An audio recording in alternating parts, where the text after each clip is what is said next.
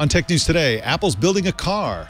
Apple's also building 5 million Apple Watches, and Apple's latest product placement is so huge that the TV show is actually placed inside the product. It's all coming up next on Tech News Today.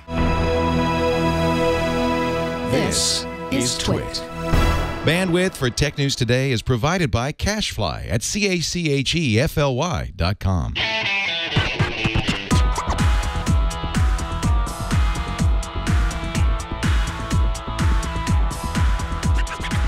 This is Tech News Today for Tuesday, February 17th, 2015. This episode is brought to you by Shutterstock.com. With over 46 million high-quality stock photos, illustrations, vectors, and video clips, Shutterstock helps you take your creative projects to the next level. For 20% off image subscription packages on your new account, go to Shutterstock.com and use the offer code TNT215. And by ZipRecruiter. Are you hiring? With ZipRecruiter.com, you can post to 50-plus job sites, including social networks, all with a single click. Screen, rate, and hire the right candidates fast. Try ZipRecruiter with a free 4-day trial now at ZipRecruiter.com/TNT. That's ZipRecruiter.com/TNT. Tech News Today is the show where we talk about the tech news of the journalists who report it. I'm Mike Elgan, your host today, and After Nine's content czar, Joe Panettieri, is our co-anchor. How you doing, Joe? I'm doing great, Mike. How you been? I've been really great. We just had a big 3-day weekend. We had a lot of fun. We ate a lot of food. It was Valentine's weekend. And yeah, we had a great time. How about you? Did you get the Monday off? Got the Monday off. And even though we're a startup, we're purposely taking holidays off. That way, next year and the year after, when it's a holiday, our year-over-year comparisons are easy to figure out, rather than me working all the holidays and the next year, for some reason, our traffic dips, so to speak. Isn't getting control of your whole sort of personal life a big part of why you launched this company in the first place? Yeah, absolutely. Absolutely. Yeah, sort of, people call it work-life balance. We call it life-work balance. You put the life first, and hopefully you build something that people really value. So we're having a lot of fun at it. Had a great weekend. Went skiing with the family up in central New York, and now I'm back at the home office on Long Island. Awesome. Well, why don't we jump into the news? We're here. Might as well. All right. Well, several hundred Apple employees are reportedly working on an electric minivan, according to a report Friday in the Wall Street Journal. The news, based on anonymous sources, joins a chorus of prediction, rumor, speculation, and wishful thinking around Apple's future plans for what some are calling the iCar. Will Oremus is a senior technology writer at Slate.com, and he joins us now to talk about the Apple iCar. How you doing, Will? I'm doing great, Mike. Now, Apple's project is codenamed Titan. Who's in charge of this project, and how long has Apple been working on it? So this team of several hundred employees that the Wall Street Journal reported about is under the direction of Steve Zadesky, who used to be a Ford Motor Company engineer. That's part of what's fueling the rumors here. The idea is that Apple wouldn't put this many people on a project this big unless it was building something as big as a car. But we don't have proof that Apple's building a car. It's something that's like so fun to think about that we don't even want to admit that it might not be true. Maybe it is true, but we really don't know it yet. And if it happens, it'll probably be years in the future. The rumor is that it would be like a self-driving electric car. The Wall Street Journal says, again, quoting anonymous sources, might look a little minivan-like. It's a fun idea. The next iPhone will be on wheels, and you'll park it in your garage, and it'll cost God knows how much. But we really don't know for sure yet. Hey, Will, what about the range of possibilities here? You mentioned it could be the full-blown car, it could be a minivan, but could it be as little as just sort of Apple tinkering here and trying to figure out what a car could consume in terms of their technology, like basically experimenting with dashboards, et cetera? Yeah, so what Apple's already doing is they're working on a platform called CarPlay, and this is basically iOS for the car. So it turns your dashboard into a touch screen that looks a lot like the home screen of your iPhone or your iPad. So maybe they're just trying to imagine, maybe they're imagining all the possibilities for what the future of an interior of a self-driving car could look like. Earlier this year at the Consumer Electronics Show in Las Vegas, cars were all over the place. I mean, it's clear that cars are the new computing platform in a lot of ways. Apple could be doing lots of things without building a car from the ground up. Mercedes had a concept car at CES that was a self-driving car, and the interior, there was there was none of the usual stuff that you have in a car. There weren't the sort of 5 forward-facing seats. It was more like a little mobile conference room with screens all over the place, touch screens everywhere. Every passenger has their own screen that they can use. Apple might just be experimenting for, what is Apple's role in a future where you spend a lot of the time in a car that's basically a rolling computer. Or it could be tinkering and seeing what would it take for us to build our own self-driving car. Maybe it just wants to scare Google and Tesla a little bit. Maybe it would acquire a company down the road. Maybe it's just experimenting because it has so much cash to burn, and it needs to do something with all that money. Now, it seems like this is the kind of thing that Apple wouldn't do. I mean, Apple makes computers, they make phones and tablets.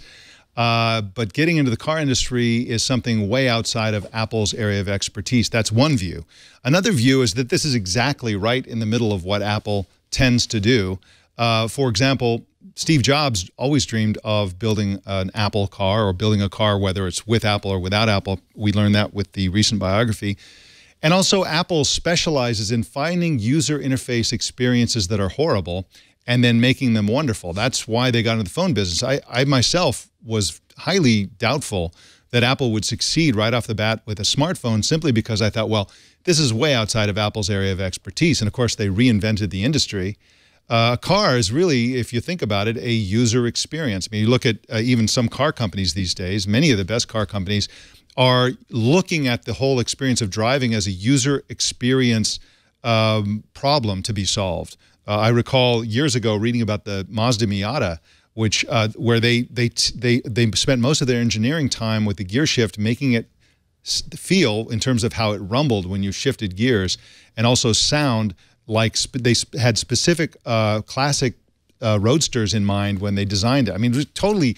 It's exactly like designing a user interface for a computer or something like that. So is this a possibility that Apple is just like full-fledged going to become an automaker? I mean, we also learned recently that Apple has some, well, actually I wrote this in a column recently, that Apple has so much cash on hand that they could literally buy every U.S. car maker and have billions left over in change. So it's certainly not outside of their ability in terms of their resources, but how likely does this sound to you that Apple is just going to fully become a big car company? You're right. I mean, it's one of those things that sounds so outlandish that your temptation as sort of a skeptical journalist is to say, well, come on, that's not realistic. It's fun to dream about. But the reality is Apple has so much money that there's almost no way to get our head around how much money Apple has. Every time they report earnings, there's like a little cottage industry of business and tech blogs around the web that try to come up with new visualizations for just how much just how much money Apple has.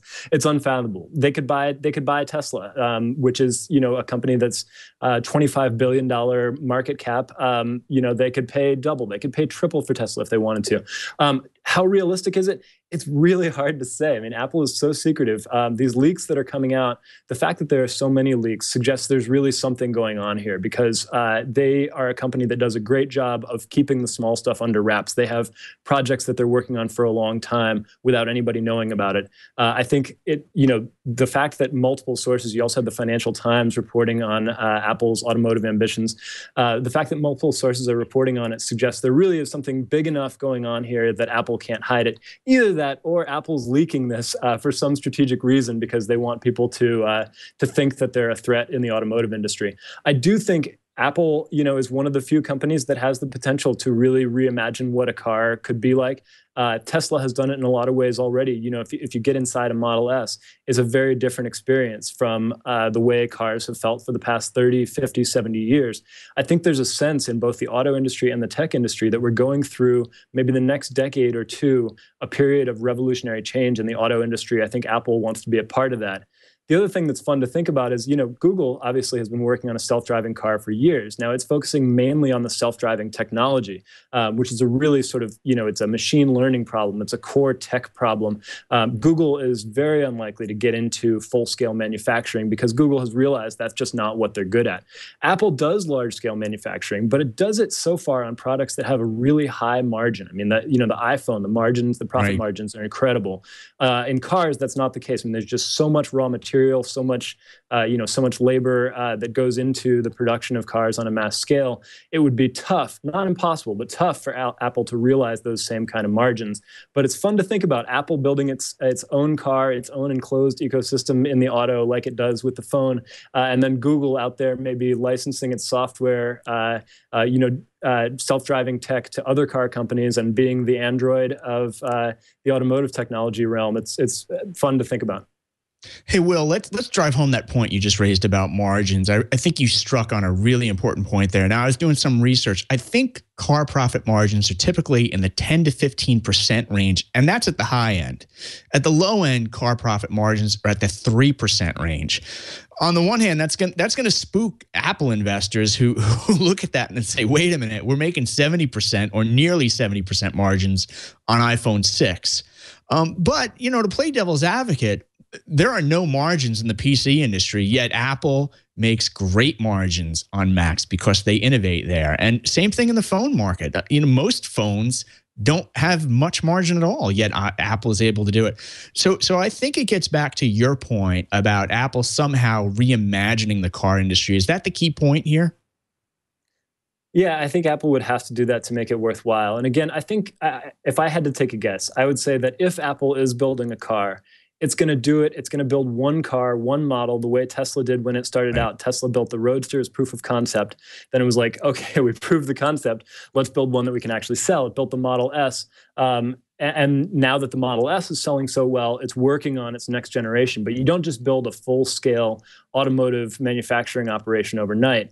But I think Apple, like Tesla, has the potential to build luxury cars that, because they're different from what else is out there, because they have sort of a unique brand, maybe they do have greater margins than others in the automotive industry. I mean, you look at the American automakers. Ford has pretty low margins, and it's doing the best of the U.S. automakers. But when you look abroad, I mean, companies like Mercedes, if you're at that luxury end of the spectrum, your margins are much greater. You don't have to sell nearly as many units. There's an aura that comes with your brand. You can be thinking about how to really optimize the experience and not thinking about how do we build, the most cars for the masses and build the best-selling cars. So that would be where Apple would want to go. Again, I think we're a long way off from seeing Apple becoming a car company, in terms of a full-scale mass production operation. But I wouldn't rule out Apple giving it a try and doing what Tesla did and just seeing how it goes. Will Oremus is at slate.com, and you can follow him on Twitter at Will Oremus. Thanks for joining us today, Will. Thanks for having me. All right. Well, we've got some more news for you in just a sec, but first let's talk about Shutterstock.com. I've been a big user and a big fan of Shutterstock.com for a long time because I'm a blogger. I do a lot of blogging. I love to blog, and it's become very clear in the last few years that if you want to blog, you really have to be extremely visual or nobody's going to really notice you. I've noticed a little trick that I do on Google Plus where if you do a really eye-catching photo, even if you're talking about some pretty obscure or some kind of very general kind of topic, if you have an arresting visual image, there are lots and lots of people who may not even speak English that well who will +1 your post because they like the picture. That will get you into the What's Hot list, and then the people who will appreciate it will be able to see it there. Shutterstock is the place to get those kinds of images. I mean, these are fantastic images, videos, you name it. And of course, they have really flexible pricing. They add 300,000 images every single week. If you searched last week, search again because they're going to have new images that are really, really fantastic. No credit card needed. Just start an account and begin using Shutterstock to help imagine what your next project could be like and save favorite images to a lightbox to review later. I love that feature. Once you decide to purchase, use offer code TNT215 and new accounts will receive 20% off image subscription packages. That's Shutterstock.com, and for 20% off image subscription packages on new accounts, use offer code TNT215. The Moscow-based security software maker Kaspersky Lab has made two gigantic and recent discoveries. The first is that they claim evidence that the NSA has been hiding spy software on hard drives made by Western Digital, Seagate, Toshiba, and others. The secret spyware enabled the NSA to spy on most of the world's computers. Joe Panettieri, this is the most alarming and extreme thing. I mean, the first thing, I ain't even mad. This is amazing that they can do this, that put this secret spyware that hasn't been detected in all these years. And of course, Kaspersky has found this software on PCs in 30 countries. They're zeroing in on, the who's who of U.S. rivals, including Iran, Russia, Pakistan, Afghanistan, China, Mali, Syria, Yemen, and Algeria. And it's really astonishing that they've been able to do this. What did you make of this, and how did this, I guess one of the questions is, how did this escape the notice of all the downloads from the Edward Snowden revelations? Or was this in there somewhere? I'm not really clear on that particular point.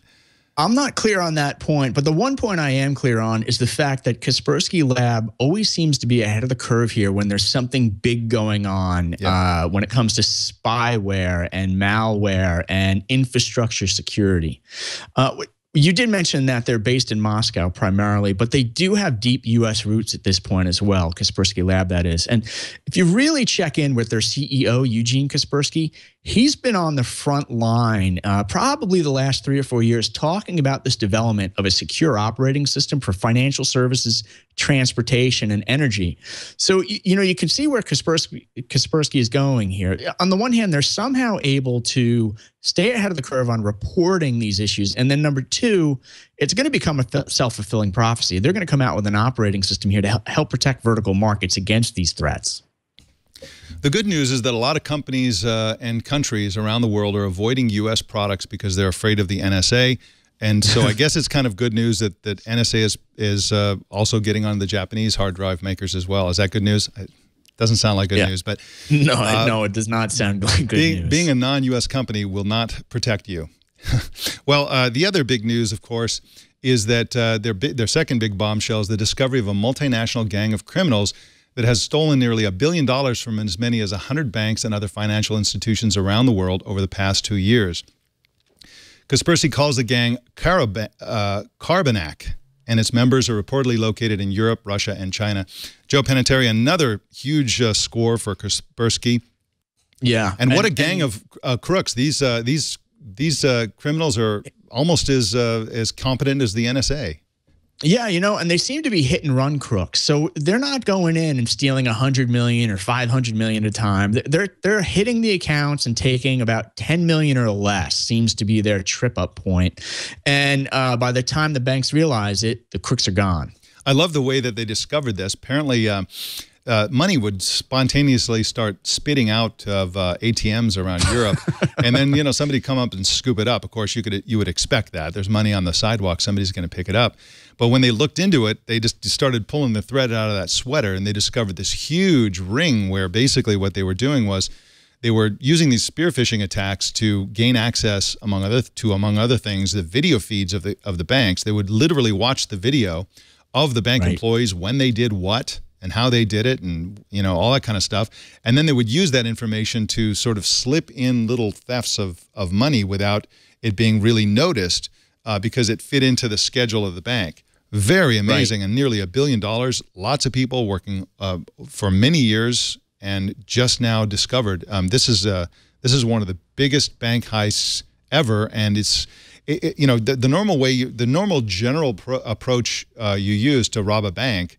This isn't a how-to segment, by the way. Is that you figure out a way to get the money out of the bank and then you steal it. This organization was stealing from the bank. Like, that's something you just generally don't usually do. It's very hard to do, and they seem to have pulled it off and got away with it until around, until now. Still, I'm not aware of any arrests in this. I don't think they know who it was, but I'm sure that Interpol and others are looking into that. Yeah, nor have you seen the banks step forward and say, hey, we were part of this heist. So you've got 100 banks involved, $1 billion involved. It's almost like a long tail hack where the hackers just keep moving from bank to bank to bank and doing the lift job before it becomes publicly noticed. Absolutely. Well, in other news, Apple has been granted a U.S. patent for a virtual reality headset. The headset would work like Google Cardboard or the Samsung Gear VR headset that Jason has, in that it needs a smartphone placed inside to provide the screen, sound, internet connection, and the apps. Apple filed the patent application. You know, if you want to call them a copycat, it may not be the case. Apple filed the patent application 7 years ago, and it was just granted. Apple has other patents related to augmented reality and head tracking technology. You know, I hate to say it, Joe. You know, I get accused sometimes of being an Apple fanboy. Sometimes I get accused of being an Apple hater. Yeah, sure. And no, this isn't a product placement, unfortunately. But you know, Apple's in a really unique position to succeed with this because, unlike Samsung, they basically have two phones, right? They have two sizes. Right. That need to be accommodated in any sort of virtual reality headset. And in the case of Apple, if they were to manufacture a product, they could easily just have two versions, one for the iPhone 6 and one for the 6 Plus, or iPhone 7 or 7 Plus, whenever it is they get around to doing this. Unlike Samsung, which, you know, their virtual reality headset works with just one of their many phones. And so, you know, the number of people who have, you know, the compatible phone for the Samsung is dwarfed by the number of people who would have the compatible device for the Apple product. And so it's really something that I would expect them to do, especially since, you know, of course, the #1 gaming platform is the iOS operating system. Yeah. And Mike, speaking of that, I've got 3 sons, and they are on iOS games all day. So I could see come holiday time, my kids asking for something like this. And Mike, to your point, there's this ongoing integration with iPhone. You know, we've got Apple Watch coming out soon, and of course, it's integrated with iPhone, and now there's rumors of the car. You almost wonder if Apple launches a car, do you need to be an iPhone user to even start the thing? Exactly. And, of course, they'll have an 18-karat gold-plated version for $1 million. All right, we have some product updates for you. Microsoft today is updating its Office for iOS to support Apple's iCloud. Microsoft also announced today that it's opening up its Office Online to third-party cloud services. That means you'll be able to open, view, and edit Office Online documents stored on the cloud services that choose to support Office Online. Who is this company called Microsoft? I don't recognize them. They're really getting to the cross-platform thing. Yeah, they're the beyond Windows company, and it's refreshing. You know, I think it's really clear that Microsoft wants to make sure that their software is accessible from any device on any network. And that means, hey, it doesn't have to be a Windows-oriented device to get there. So it's refreshing. You know, just when you start to wonder, well, will they go back to their old Windows ways? They don't. They double down on this open approach. Now what they need is a time machine so they can go back 7 years and do this very type of thing so that they can succeed with it. Just saying. The smartwatch maker Pebble has tweaked its Pebble OS 2.3 operating system to accept Android Wear notifications. Users will even be able to reply to some messages as they would with an Android Wear watch. This is Joe Panettieri, another brilliant way to succeed by supporting a rival. I think this is brilliant because now, of course, people can, you know, take advantage of all the or much of the, you know, third-party app development that takes place for Android Wear on a Pebble. And I think that currently, until the Apple Watch comes out, I think that, you know, the biggest rival to Pebble is, of course, Android Wear. And so this is a really good idea, I think, and it's great that they're doing this. It's a good idea. And, you know, for me, as I watch the wearable market unfold and/or develop, I always look first at the software rather than the hardware. I'm always interested in the software development kits like Apple Watch Kit, et cetera. And it's good to see Pebble making some moves here in terms of this continued type of integration. I totally agree with that. That's a great point. In other smartwatch news, LG introduced Sunday a new Android Wear smartwatch to compete against the Apple Watch. It's called the LG Watch Urbane. The watch is essentially a G-Watch R, but with an all-metal casing with both silver and gold options. I don't think they have real silver or real gold, but we don't know that for sure. Apple hasn't announced pricing or availability, and I expect, Joe, that LG will be giving a lot more details about this at Mobile World Congress in a couple of weeks. But it's this is a good-looking watch. If you look at it, you'd never know that it was a smartwatch. It doesn't look like one of these geeky things, or it doesn't look plasticky. It looks like a, you know, regular watch. But of course, that is a screen, and of course, it's round, as some of the most successful smartwatches are. Looks pretty sexy. You got the silver and gold options. I'll wait for the platinum. We'll see. That's right, and it also is a little bit ruggedized. It's not fully ruggedized, but it's more rugged than average, I guess.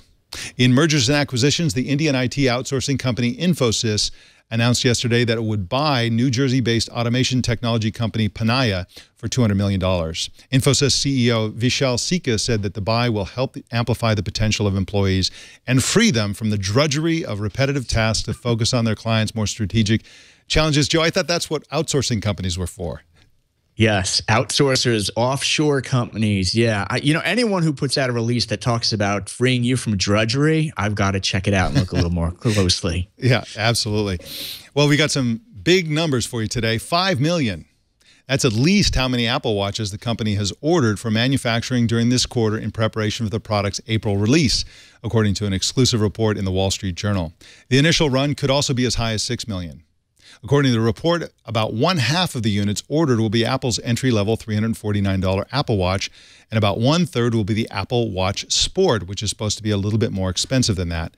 And the remainder will be the 18-karat gold Apple Watch Edition, which is expected to cost several $1,000s. All right, another related big number, 1 million. That's the number of Apple Watch Edition units that the same Wall Street Journal report says Apple is planning to produce each month after the initial run. The journal's sources say Apple expects high demand in China, where the 18-karat gold watch will be seen as a coveted status symbol. Joe Panettieri, let's just put this into context, shall we? This 18-karat gold watch is expected to cost $4,000 or $5,000 or $6,000. And Apple plans to make 1 million of them per month. Now, in the 6 months or so that the Android Wear watch, which I think is more or less the leading brand, I think it's one of the biggest brands, in the 6 months that the Android Wear watch existed, they sold a total of 700 and something thousand. So right. Apple's planning to ship each month more gold-plated Apple Watches than all companies of all the Android Wear watches combined for half the year of 2014. Yeah, you really wonder who's running the numbers within Apple and who's really trying to get a feel for market demand before this thing launches. And it's almost like they're betting so heavily, and you wonder if they're going to wind up with a whole bunch of inventory and some sort of fire sale. Now, I'm not predicting this turns into like the Amazon Fire phone where suddenly it's free because nobody wants it. But on the other hand, Apple's really ramping up production here in a huge way. Yeah, they definitely are. And I think a high price is actually likely to boost its appeal in a lot of markets, including China. All right, another big number, 100 million. That's how many dollars Cisco plans to invest in French startups. Working with the French government, Cisco intends to help train 200,000 people, fund academic research, and improve network security in France. It sounds like they have a deal with the government, and they are going to boost startups in France in exchange for probably some big lucrative contracts, but I'm just guessing there. Maybe they're just doing that out of the goodness of their hearts. Another big number, 5.7. Okay, now this is shocking, folks. Let's let this one sink in after I tell you about it. 5.7 is the percentage growth in dumb flip phone sales in Japan. That's growth, right? That's a total of some 10.58 million flip phones sold in the country last year. Now let's compare that to another big number, 5.3. That's the percentage decline in smartphones sold in Japan last year. Only 27.7 million smartphones were sold in the country. Last year, the second straight year of decline. Joe, nothing makes sense anymore. In Japan, this high-tech hub, smartphones are on the decline, and dumb flip phones are on the rise. What's going on? Well, you wonder if it has something to do with their economy and consumers just not having the cash to go out and get that smartphone upgrade and or their first time purchase with a smartphone. And part two is where's the value? You know, I'm sure the consumers there are looking for that killer app, and maybe they just haven't found it. Yeah, or there's just people are fed up with all the features and they want a phone that makes calls, that's easy, right. That's light and small, and you know maybe people are just fed up, or maybe they're just using tablets instead. Who knows? All right, in news you can lose, the ABC TV series Modern Family has executed what is probably the world's most extreme product placement. An upcoming episode of Modern Family called Connection Lost takes place on the screen of an Apple MacBook. The product isn't placed in the show is placed in the product. During the episode, the character Claire Dunphy, played by Julie Bowen, is waiting for a flight at an airport and using her MacBook. And while sitting there, she interacts with members of her family on various Mac apps and websites, including iMessage, FaceTime, and Facebook. Apple reportedly didn't even pay for the placement, but did supply all the hardware and also a shiny new Mac Pro for post-production work. This is madness. Now, Modern Family is famous for its colossal iPad product placement, where a huge part of one episode was all about Claire Dunphy's husband in the series, fondling and stroking his iPad when the iPad first came out. And they were heavily criticized for that. So it's a little surprising that they're going all in on this sort of Uber product placement. Yeah, and I'm a little concerned too, because as my extended family watches this episode, they're going to start asking me, well, how can we do this? And my answer is going to be, oh, that's Hollywood. You can't do that. Right, you can't. There's no such thing as FaceTime. It's fictional. Right? All right, we got some wrap-up data for you, but first let's talk about ZipRecruiter. If you're hiring people, you want to hire the best people. You don't want to hire the second best person.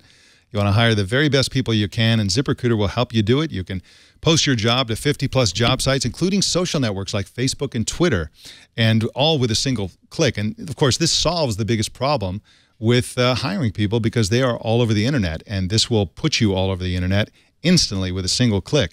And with ZipRecruiter's premium traffic boost, you can get up to 3 times more candidates. You want to check out Traffic Boost. Very, very powerful feature. You can quickly screen applicants, rate them, and hire the right person fast. Just find out why ZipRecruiter has been used by more than 200,000 happy businesses. Right now, our viewers and listeners can try ZipRecruiter for free. Plus, get 30% off your first Traffic Boost by going to ZipRecruiter.com/TNT. That's ZipRecruiter.com/TNT. And we thank ZipRecruiter for their support of Tech News Today. Our TNT fan of the day is Michael Longpré-Boisvert in Longueuil, Quebec, who posted this picture on Facebook. He says that every 2 days he watches 2 episodes of Tech News Today back-to-back while having his lunch. And there is Joe Panettieri on that screen. There, look at that. And look at that pasta. Wow. Very nice. How do you watch or listen to TNT? Just record a video or take a picture of yourself or your setup and post it on Google+, Twitter, or Facebook, or anywhere, really. We'll find it no matter where it is. Just use the hashtag #HowIWatchTNT, and we love to see your pictures of how you enjoy the show. Joe Panettieri, thank you so much for co-anchoring today. What the heck is going on at After Nines? Oh, here's an update for you. If you visit afternines.com/CEO, you can check out our latest podcast. It features AppDirect co-CEO Daniel Sachs. Now, Daniel discusses how his company just raised $50 million to help businesses build online malls that are filled with apps. But what's really interesting about the conversation, Mike, is Daniel also talks about his 5 core business values for startups. So if you're an entrepreneur out there and you're trying to figure out how to hire the right people and retain them and really build your company, Daniel gives some great tips. So check it out. That's over at afternines.com/CEO. Wonderful. And thank you so much for co-anchoring today, Joe. We'll see you next week. All right, Mike. Thanks again. All right. You can subscribe to Tech News Today on iTunes, and please leave a review and let us know how you like the show. And choose your favorite way to subscribe at twit.tv/TNT. You can also watch us live every weekday at 10 a.m. Pacific, 1 p.m. Eastern, 1800 UTC at live.twit.tv, or on the app or browser plugin of your choice. If you're ever in Sonoma County in California, come on in and watch us live. You can follow us on Twitter at Tech News Today TV. And if you're a Tech News fan, and of course you are, of course you're a Tech News fan, come hang out with us in our Google Plus community. Just search Google Plus for Tech News Today and you'll find the community. You can follow me personally on Instagram at instagram.com/Mike Elgan with 1 E. That's MikeElgan. And please send us your thoughts and opinions by email to tnt@twit.tv or call 260-TNT-SHOW. Don't miss our evening newscast, Tech News Tonight at 4 p.m. Pacific tonight, and every weeknight right here on the Twit Network. My name's Mike Elgan. Thank you for tuning in. We'll see you tomorrow.